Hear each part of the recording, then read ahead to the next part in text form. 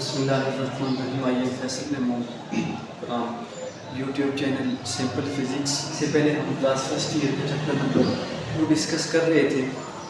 आज हम chapter number 3 का एक long question, important long question है इलास्टिक एंड इनइलास्टिक कोलिजन, उसकी डेफिनेशन देखेंगे और फिर हम डिटेल के साथ elastic collision in one dimension को हम आज सीखेंगे। हम स्टार्ट करते हैं। टॉपिक है हमारा इलास्टिक एंड इनइलास्टिक कोलिजन। सबसे पहले इलास्टिक कोलिजन कौन सा होता है? अगर हम इसकी डेफिनेशन करना चाहें तो आप collision in which kinetic energy and momentum of the object is conserved is called elastic collision.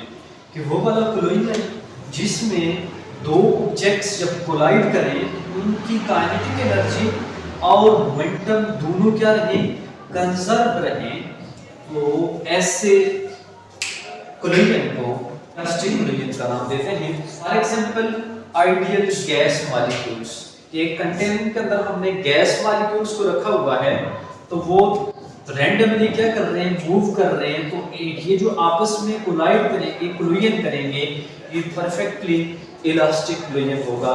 याद रहे कि आइडियल गैस में जो कोलिजन होगा वो इलास्टिक कोलिजन होगा। सेकंड है between hard object. Between hard object, अगर कोई से दो हार्ड ऑब्जेक्ट एक दूसरे के साथ कोलाइड करते हैं तो उसको भी हम किसका नाम देते हैं, इलास्टिक कोलिजन का नाम देते हैं। फॉर एग्जांपल कैरम बोर्ड के अंदर जब हम एक बार मूव करते हुए किसी खास वेलोसिटी v1 के साथ मूव करते हुए मैस m2 के साथ जब स्ट्राइक करती है तो ये थोड़ी सी स्लो हो जाती है और आगे वाली बात को क्या करवाती है, तेजी के साथ मूव करवाती है, तो इसको भी हम इलास्टिक कोलिजन का नाम दे सकते हैं। इसी तरह से फिर इनइलास्टिक कोलिजन। इनइलास्टिक कोलिजन को इसी डेफिनेशन से अगर हम याद रखें तो a collision in which only momentum is conserved is called inelastic collision। इसके दरमियान और इसके दरमियान डिफरेंस क्या है कि कोलिजन दोनों में होता है, इधर भी होता है और इधर भी होता है।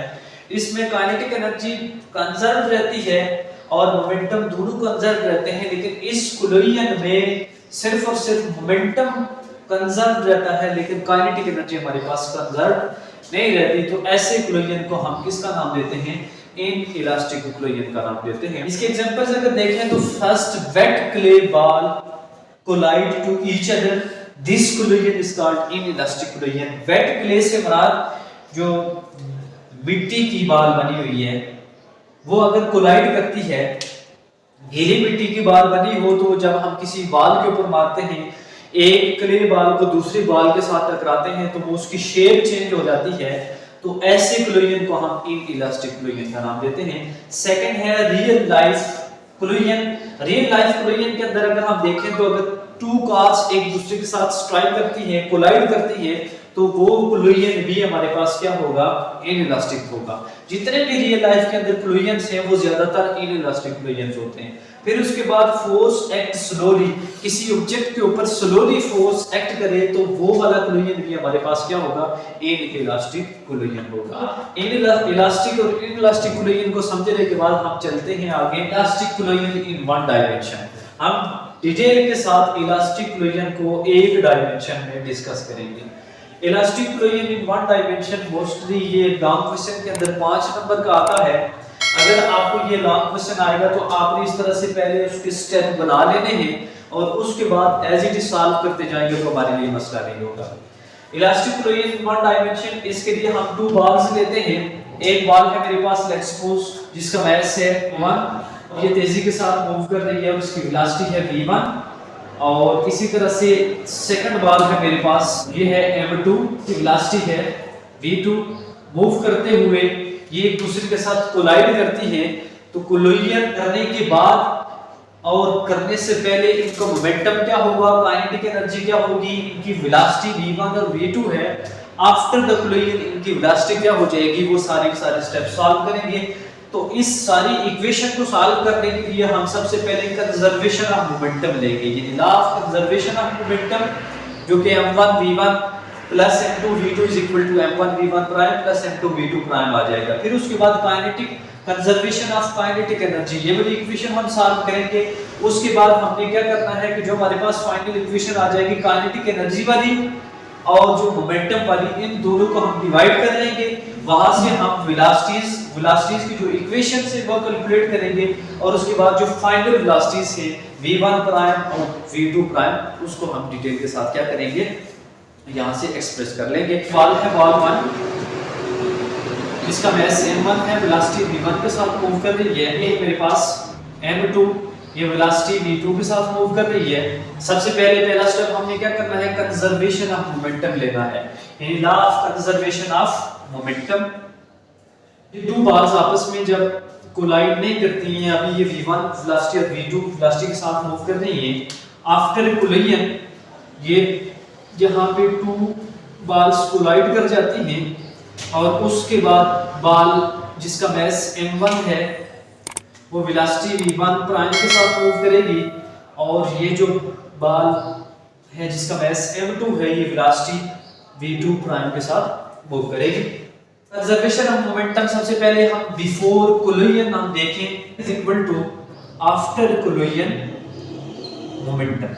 बिफोर कोलिजन मोमेंटम में s m1 की velocity v1 plus mass m2 इसकी वेलोसिटी v2 आ गई, that is equal to after collision m1 v1 prime plus m2 v2 prime. ये इक्वेशन हमारे पास आ गई, इसको इक्वेशन नंबर 1 का नाम दे देते हैं। फिर थोड़ा सा इसको रीअरेंज करते हैं, m1 v1 minus m1 v1 prime that is equal to, इसको उठा के उस तरफ ले जाएंगे, m2 v2 prime minus m2 v2। ये इक्वेशन नंबर 2 आ गई हमारे पास। उसके बाद हमने सेकंड स्टेप कौन सा लेना है, conservation of kinetic energy. Kinetic energy किसके इक्वल होती है, 1/2m into v स्क्वायर। तो सो जब इसकी काइनेटिक एनर्जी देखेंगे before collision is equal to after collision kinetic energy.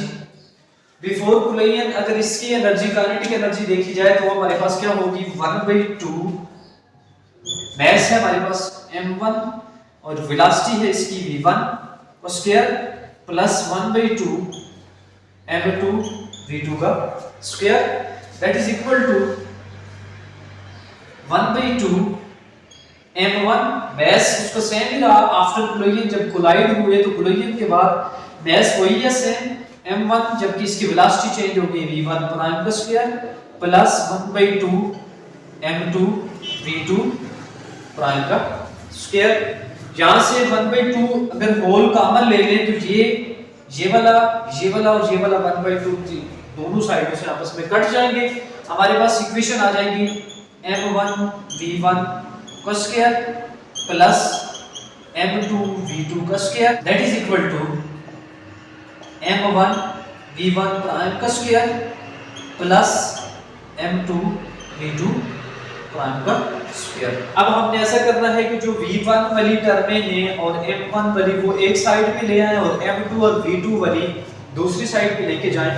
तो सो इस इक्वेशन को रीअरेंज करने से हमारे पास इक्वेशन आ जाएगी m1 v1 का स्क्वायर, इधर से ये प्लस था m1 v1 प्राइम का स्क्वायर, इधर जाके माइनस हो जाएगा m1 v1 प्राइम का square that is equal to m2 v2 prime का square minus m2 v2 square. यहां से m1 को कॉमन ले लें, m1 into v1 का स्क्वायर माइनस v1 प्राइम का square that is equal to m2 into v2 prime का square minus v2 square. हम यहां पे फार्मूला यूज करेंगे a square minus b square that is equal to a minus b into a plus b। इस फार्मूले को यहां पे हम यूज करते हुए यहां पे जो मेरे पास m1 आ रहा है इसके साथ ये v1 square minus v1 prime का स्क्वायर, इसको मैं लिख लूंगा v1 minus v1 prime into v1 plus v1 prime that is equal to m2 V2 prime minus V2 into V2 prime plus V2। ये मेरे पास एक इक्वेशन आ जाएगी। इसको इक्वेशन नंबर 3 का नाम दे देते हैं। तीसरा स्टेप मैंने यहाँ पे क्या बताया था कि तीसरा स्टेप हमने एनर्जी को मोमेंटम पे डिवाइड कर लेना है। तो जो एनर्जी की फाइनल इक्वेशन हमारे पास आई है वो इक्वेशन नंबर 3 है, सॉरी इक्वेशन नंबर 3। सो हम यहाँ पे लिखेंगे डिवाइडिंग इक्वेशन 3 2। हमारे पास यहाँ पे आ जाएगा m1 into v1 minus v1 prime into v1 plus v1 prime divided by ये वाली जो हमारे पास इक्वेशन है m1 v1 minus m1 v1। इसको थोड़ा सा सिंपलीफाई करके लिखें तो यहाँ से m1 हमारे पास कॉमन आ जाता है, तो m1 into v1 minus v1 prime. Left को लेफ्ट के साथ हमने डिवाइड कर दिया, फिर is equal to right side यहाँ पे लिखेंगे m2 into v2 prime minus v2 into v2 prime plus v2। Right को राइट के साथ हम यहाँ पे डिवाइड करेंगे तो हमारे पास क्या बन जाएगा, यहाँ से m2 कॉमन ले लें अगर तो m2 into v2 prime minus v2 ये इक्वेशन आ जाएगी। यहां से अगर देखें तो m1 के साथ कट जाएगा, m2 के साथ कट जाएगा, v1 minus v1 prime v1 minus v1 prime ये इधर से कट जाएगा और ये यहां से कट जाएगा। तो हमारे पास यहाँ पे जो इक्वेशन आएगी वो v1 minus v1 prime that is equal to v2 prime plus v2।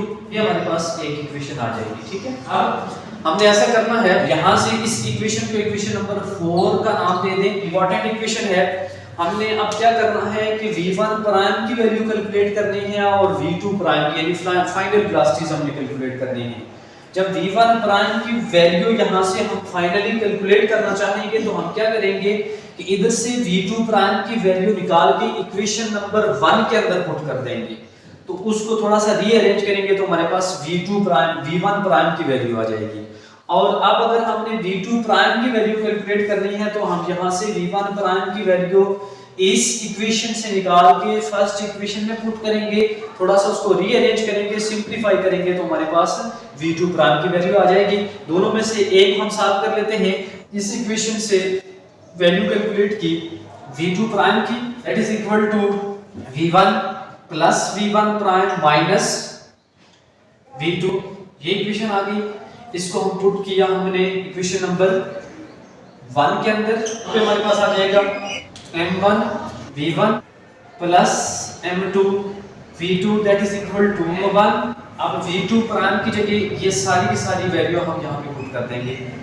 m1 v1 prime plus m2 into v2 prime की जगह हम ये सारी वैल्यू पुट करेंगे तो हमारे पास आ जाएगी v1 plus v1 prime minus v2। यहाँ से m1 v1 plus m2 v2 m1 v1 prime plus इसको अंदर मल्टीप्लाई कर देंगे m2 v1 plus m2 v1 prime minus m2 v2।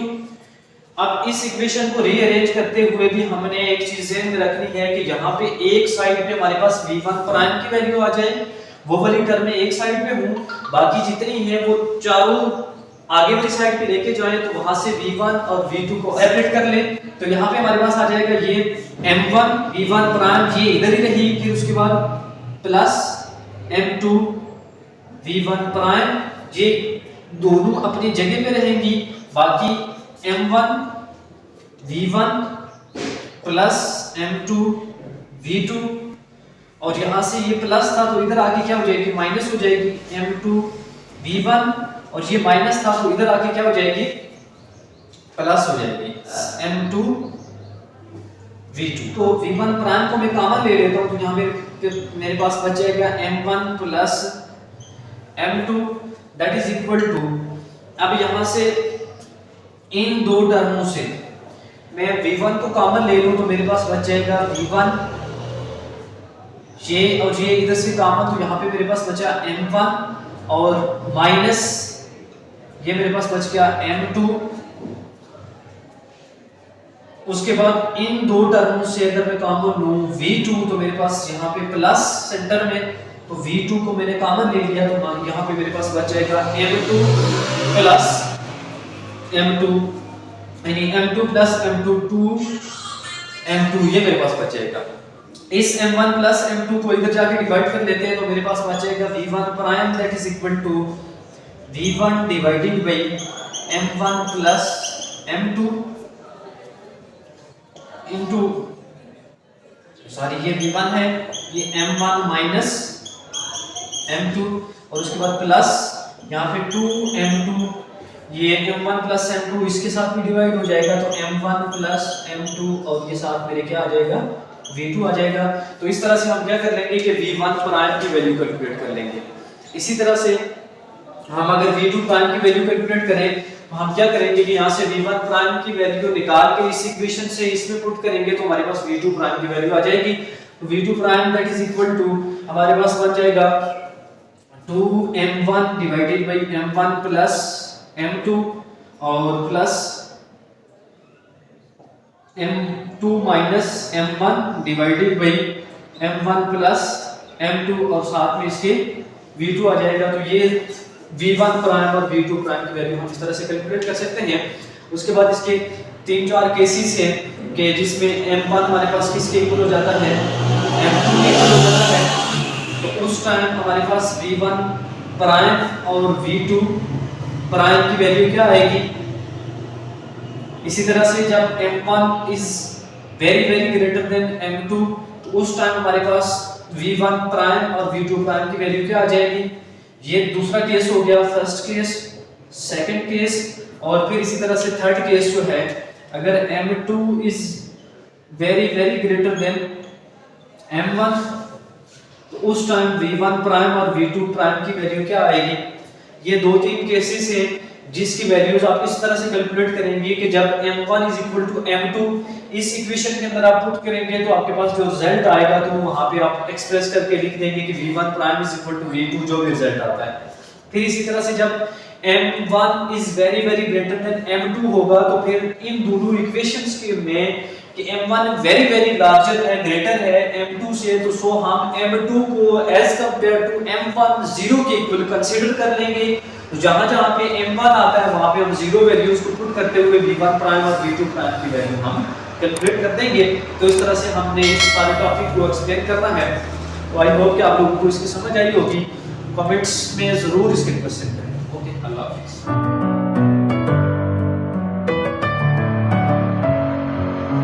Messing with my head again.